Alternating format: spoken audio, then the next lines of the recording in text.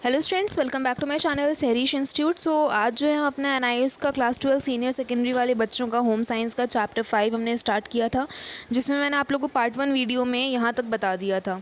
ये जो टेबल था वो एक्सप्लेन कर दिया था, ठीक है। और यहाँ पे मैंने आप लोगों को एंड करा था पार्ट 1 वीडियो। यहाँ से हम शुरू करेंगे बैलेंस डाइट से आज पार्ट 2 वीडियो में, ठीक है। आई होप आप लोगों ने वो पार्ट 1 वीडियो देख लिया होगा और इससे पहले के जितने भी चैप्टर्स हैं वो भी देख लिए होंगे। नहीं देखा तो जाकर देख लीजिए, मैंने अपने चैनल की प्लेलिस्ट में सारे वीडियोस लगा दिए हैं, ठीक है। चलिए स्टार्ट करते हैं।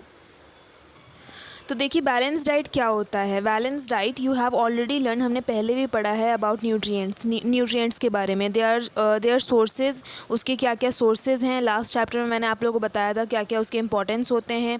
ऑल्सो अबाउट न्यूट्रिशनल रिक्वायरमेंट, और न्यूट्रिशनल रिक्वायरमेंट्स क्या क्या हैं हमारी, इन सब के बारे में हमने पढ़ा है। सम टाइम बैक भी राइज अ क्वेश्चन, कई बार हमारे अंदर एक क्वेश्चन आता है कि why what should we eat so that our nutritional requirements are met, कि हमें ऐसा क्या खाना चाहिए कि हमारी न्यूट्रिशनल रिक्वायरमेंट जो है ज़रूरत वो पूरी हो जाए न्यूट्रिशन की। So do you think you can answer this question now? क्या वैसा अब आपको लगता है कि इसका आंसर आप कर सकते हो? Yes, you are right.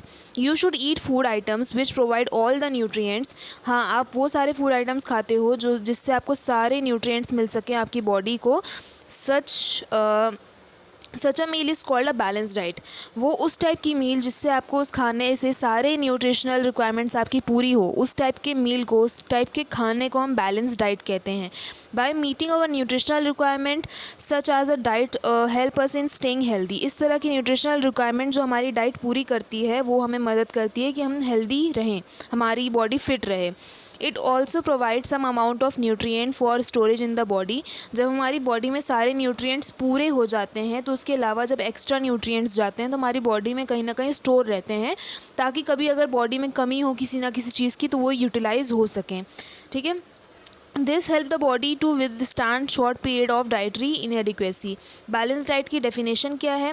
A balance diet is one which contain different type of food in such quantities that the individuals need for the various nutrients inadequately met is adequately met, and some amount of nutrients are stored in the body to withstand short period of low dietary intake। वही same चीज़ मैंने अभी आप लोग को जो बताया, ये है आपका फूड पिरामिड, ठीक है। फिगर दे रखा है यहाँ पे। अब आता है हमारा characteristics of a balance diet.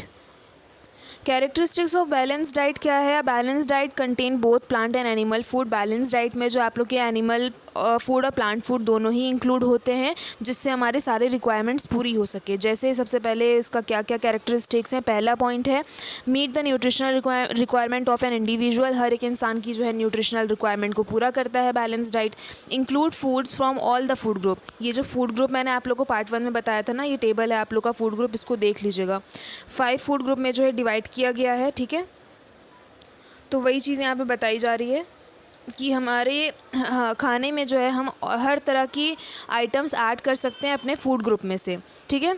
Contain a variety of food, और इस बैलेंस डाइट में जो है बहुत सारे फूड आइटम्स के मतलब ऑप्शंस होते हैं, हम बहुत सारी चीज़ें ऐड कर सकते हैं अपने खाने में।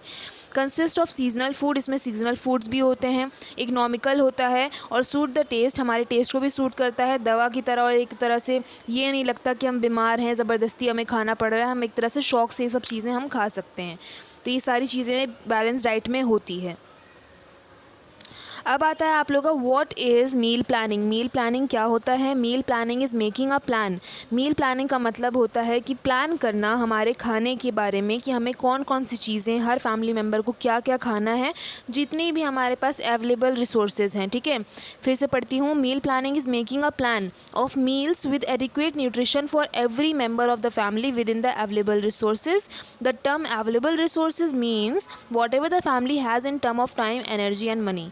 तो मील प्लानिंग का काम होता है कि हम एक तरह से खाने की पूरी प्लानिंग करते हैं, चार्ट बनाते हैं, हमें सुबह क्या खाना है, ब्रेकफास्ट में क्या खाना है, ब्रंच में क्या खाना है, लंच में क्या खाना है, फिर शाम को क्या खाना है, डिनर में क्या खाना है। ये सारी चीज़ों का जो है हम पूरा टेबल बना लेते हैं। सारे न्यूट्रिशन वाले आइटम्स जो हैं फूड ग्रुप में से चूज़ कर करके, जितनी भी चीज़ें अवेलेबल रिसोर्सेज का क्या मतलब है जो हम ऐड कर सकते हैं। अवेलेबल रिसोर्सेज का मतलब यहाँ पे ये है कि जितनी भी चीज़ें हमारे पास जमा है, या फिर वो डिपेंड करता है कि कितना हमारे पास टाइम है, कितनी एनर्जी है हमारे अंदर, इतना बना सकते हैं या नहीं बना सकते हम रोज़ अकॉर्डिंग टू द मील, ठीक है, अकॉर्डिंग टू द चार्ट। और कितना पैसा है, मतलब कि हमारे घर में सबकी अपनी इकोनॉमिक कंडीशन होती है, जितना राशन पानी आता है उसी में हमें एडजस्ट करना होता है।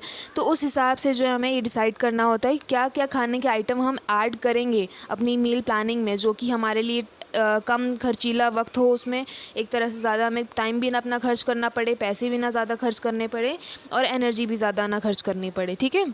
इंपॉर्टेंस ऑफ मील प्लानिंग क्या है? Meal planning is important for meeting the nutritional requirement of the family member. Meal planning इसलिए ज़रूरी है ताकि अपने हर फैमिली मेम्बर की जो हम न्यूट्रिशनल रिक्वायरमेंट को पूरा कर सकें। It help us to decide what to eat each day. साथ ही हमारी मदद करता है डिसाइड करने में कि हमें क्या खाना है हर रोज़, ईच मील, हर वक्त, मतलब क्योंकि एक दिन में हम कई बारी खाना खाते हैं, सुबह खाते हैं, फिर थोड़ा बीच में भी छुटपुट कुछ खाते रहते हैं, फिर दिन में खाते हैं, फिर रात को खाते हैं। तो ये सब सारी चीज़ें जब ऑलरेडी डिसाइडेड होती हैं तो हमें बार बार सोचना नहीं पड़ता कि अब क्या बनाएं, क्योंकि मोस्ट ऑफ द ज़्यादातर घरों में क्या होता है कि औरतों के मन में यही एक क्वेश्चन होता है कि अब क्या बनाऊँ, अब क्या बनाऊँ, अब क्या बनाऊँ। तो ये वाली प्रॉब्लम जो है इसमें सॉल्व हो जाती है। We can call it our daily food guide. इसको हम डेली फूड गाइड भी कह सकते हैं। ठीक है। Meal planning help us to, meal planning किस में मदद करता है? हमारी fulfil the nutritional requirement of the family member. सारे न्यूट्रिशनल रिक्वायरमेंट को पूरा करता है, हमारा फूड इकोनॉमिकल बना देता है, cater to the food preference of individual member, save energy, time and money, use left over food, बचा हुआ खाना भी हमारा इसमें इस्तेमाल हो जाता है। The following section will help you to understand these points clearly. अब यहाँ पे सारी चीज़ बताई गई। जैसे सबसे पहले आता है हमारा factors affecting meal planning. What guidelines do you keep in mind? क्या क्या चीज़ें आपको दिमाग में रखनी होती है जब आप मील प्लानिंग करते हो? ठीक है, अपना एक तरह से मील प्लान करते हो, खाने का पूरा चार्ट बनाते हो। तो what all do you consider to make your meal planning effective? आपको क्या क्या चीज़ें कंसिडर करना चाहिए जिससे आपकी मील प्लानिंग जो है इफेक्टिव हो? Yes, there are many factors such as, जैसे आपको क्या क्या चीज़ों का ध्यान रखना चाहिए जब आप अपने फैमिली के लिए और या फिर अपने लिए मील प्लानिंग करते हो, चार्ट बनाते हो। तो सबसे पहले आता है हमारा nutritional adequacy. This is the most important factor, ये सबसे ज़्यादा इंपॉर्टेंट फैक्टर है, which means that the nutritional requirement of all the family members are fulfilled, कि आपके फैमिली में जितने भी लोग हैं सब लोगों की न्यूट्रिशनल रिक्वायरमेंट पूरी हो जाए। For example, you know a growing child needs more protein. जैसे कि आपको पता है कि एक बढ़ता हुआ बच्चा है घर में, अगर कोई छोटा बच्चा है तो उसको ज़्यादा प्रोटीन की ज़रूरत होती है। अ प्रेग्नेंट वुमेन और लैक्टेटिंग वुमेन का मतलब है कि जो दूध पिलाने वाली माँ होती है, ठीक है, तो उसको हम इंग्लिश में लैक्टेटिंग वुमेन कहते हैं। तो एक प्रेग्नेंट वुमेन है अगर आपके घर में, या लैक्टेटिंग वुमेन है, तो उसको कैल्शियम की ज़्यादा ज़रूरत होती है। While planning meal you will include food items. जब आप मील प्लान करते हो तो कुछ ऐसे फूड आइटम्स आपको इंक्लूड करने होते हैं from the various food group, that is energy giving food, जिससे आपको एक तरह से एनर्जी मिले, बॉडी बिल्ड हो, प्रोटेक्टिव हो आपके लिए, और आपके एक तरह से प्रोटेक्टिव और रेगुलेटिंग फूड हो वो। तो ये सब सारी चीज़ों का आपको ध्यान रखना होता है। ठीक है, कि किसके लिए आप मील प्लानिंग कर रहे हो, सबके लिए कर रहे हो तो कैसे मैनेज करोगे एवरीथिंग। सेकेंड आता है हमें क्या चीज़ का ध्यान रखना होता है। जैसे सेकेंड में हमारा है एज, उम्र का भी ध्यान रखना होता है हमें। People normally eat according to their age. लोग जो हैं अपनी एज के अकॉर्डिंग ही खाते पीते हैं। यू मस्ट हैव ऑब्जर्व्ड, आपने ऑब्जर्व किया होगा आपके फैमिली मेम्बर में, that the diet of various members of different age group different in quantity. कि आपके घर में अगर पूरा भरा हुआ परिवार है तो आपने सबकी एक बार डाइट नोटिस किया होगा। कुछ होते हैं, कुछ ऐसे लोग हैं जो ज़्यादा खाते हैं, कुछ हैं जब जैसे दादा दादी हैं वो थोड़ा कम खाएंगे या फिर उनका कभी खाने का मन ही नहीं करेगा। बच्चे हैं तो वो ज़्यादा खाने की कोशिश करते हैं कि ये भी खा लूँ वो भी खा लूँ। ठीक है, तो सबकी अपनी अपनी क्वांटिटी अलग होती है उनके एज के हिसाब से। जैसे a newborn baby drink only milk. अब जैसे छोटे से बच्चे की, न्यूबॉर्न बेबी की बात किया जाए, वो कुछ खाएगा पिएगा नहीं, सिर्फ दूध पिएगा। एक छोटा स्मॉल बच्चा होगा, ठीक है, स्मॉल चाइल्ड होगा, तो meal is also very small quantity, तो उसके एज के हिसाब से वो खाना भी ज़रा ऐसे ही खाएगा, प्लेट भर के तो नहीं खा सकता वो, है ना। इसी तरह से adolescents eat still more in amount and variety of food. तो एडोलसेंट्स की जो एज होती है वो ज़्यादा से ज़्यादा खाने की चीज़ों पे जो है फोकस करते हैं, उस टाइम पे ज़्यादा खाते हैं क्योंकि उनको उस वक्त ज़रूरत भी ज़्यादा होती है, हर तरह के वैरायटी ऑफ फूड्स लेते हैं वो लोग। Similarly you must have seen your grand father eating less food. यही आपने नोटिस किया होगा कि आपके जो दादाजी हैं वो आपका मतलब एक तरह से उनका खाना जो है थोड़ा कम है, क्वांटिटी वो ज़्यादा नहीं खाते हैं। दे प्रेफर सॉफ्ट, और साथ ही साथ उनको थोड़ा सॉफ्ट खाना चाहिए होता है, ज़्यादा चबाना ना पड़े क्योंकि दांत कमज़ोर हो जाते हैं, किसी के दांत टूट जाते हैं। और साथ ही साथ उन्हें डाइजेशन प्रॉब्लम भी होती है कि अगर उन्होंने ज़्यादा खा लिया या अच्छे से चबा कर नहीं खाया तो उनको खाना ठीक से डाइजेस्ट नहीं होता। तो इस तरह की प्रॉब्लम्स होती हैं। तो एज भी हमें ध्यान रखनी होती है कि हमें क्या क्या एज के अकॉर्डिंग जो है लोगों को खिलाना पिलाना है। तीसरा है sex. Sex is another factor which determines the dietary intake. Dietary requirements of adolescents and adult male are more than their female counterparts. कहने का ये मतलब है कि जेंडर वाइज भी हमें देखना होता है। अब घर का कोई मेल है तो उसको कितना देना है, वो अगर बाहर मेहनत कर रहा है। इसी तरह से घर की फ़ीमेल है, फ़ीमेल को क्या क्या चीज़ों पे ज़्यादा फोकस करना है, किस पे ज़्यादा फोकस नहीं करना है।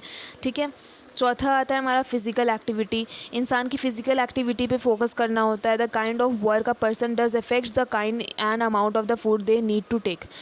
इंसान क्या काम करता है वो भी डिपेंड करता है किस तरीके का काम करता है। अब एक इंसान है, फॉर एग्ज़ाम्पल दो लोग हैं, एक जो है वर्क फ्रॉम होम करता है, दूसरा जो है बाहर जा कर के बहुत मेहनत वाला पूरे दिन काम करता है, धूप में बहुत मज़दूरी वाला काम करता है। तो दोनों में जो है एनर्जी किसकी ज़्यादा खर्च होगी? ऑब्वियसली जो बाहर जा कर के मज़दूरी वाला काम कर रहा है, पूरे दिन धूप में काम कर रहा है ना। जो वर्क फ्रॉम होम कर रहा है, घर पे बैठ के लैपटॉप के सामने काम कर रहा है, उसकी एनर्जी इतनी नहीं खर्च होगी। ठीक है। तो ज़्यादा खाने की नीड किसको ज़्यादा हुई? जो बाहर जाके काम कर रहा है। तो इसीलिए जो है हमारी फ़िज़िकल एक्टिविटी भी बहुत बड़ा रोल निभाती है कि कौन कितनी मेहनत कर रहा है और कितनी उसको एनर्जी और खाने पीने की ज़रूरत है। So do you remember the RDA is different for people engage in different activities. A labor not only eat more quantity but need more energy because he is engaged in hard work. ये same चीज़ मैंने अभी जो आप लोगों को बताई थी। एक लेबर है जिसको खाली क्वांटिटी ज़्यादा नहीं चाहिए होगी बल्कि उसको ज़्यादा एनर्जी की भी ज़रूरत होगी क्योंकि उसका काम बहुत ही मुश्किल है। His body uses up more energy. उसकी बॉडी जो है ज़्यादा एनर्जी यूज़ करती है कोई भी काम परफॉर्म करने में। So if you have to plan for such a person, तो अगर आपको इस तरह के इंसान के लिए प्लान करना है, मील प्लानिंग करनी है, तो you will include the more energy giving food in the diet. तो आपको ज़्यादा से ज़्यादा एनर्जी गिविंग फूड वाली चीज़ें चूज़ करके उसमें डालनी होंगी चार्ट में। ठीक है, मील प्लानिंग में। पांचवा है हमारा economic कॉन्सिडरेशंस। Money available to the family to be spent on food is another major factor. Food like milk, cheese, meat, fruit, nuts, etc. are expensive. इस तरह की सारी चीज़ें महंगी होती हैं, आपका बजट भी बहुत बड़ा रोल निभाता है इन सब चीज़ों में।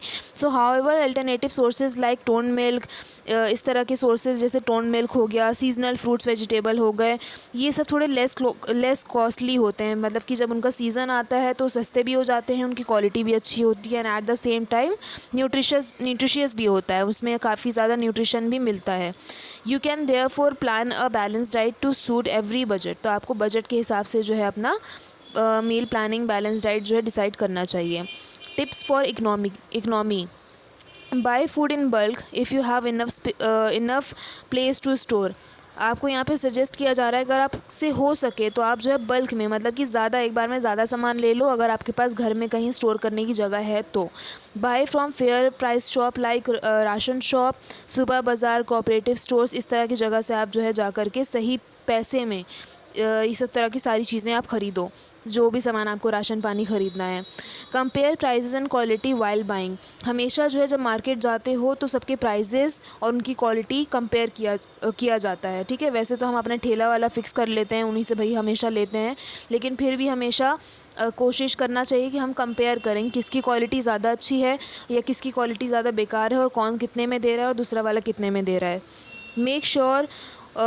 Make use of left over food. बचे हुए खाने को कभी फेंकना नहीं चाहिए, उसका इस्तेमाल कर लेना चाहिए। ठीक है, तो यहाँ तक अभी मैं आप लोग को बता रही हूँ। इसके बाद जो नेक्स्ट आप लोग का पार्ट 3 होगा, यहाँ उस पार्ट 3 वीडियो में से जो मैं आप लोग को फिर 6 पॉइंट से शुरू करूँगी। ठीक है, 6th 7th 8th 9th कितने पॉइंट हैं टोटल, 10th 11 अच्छा, टोटल 11 पॉइंट्स हैं, तो मैं आप लोगों को 6 पॉइंट से बताऊंगी, ठीक है।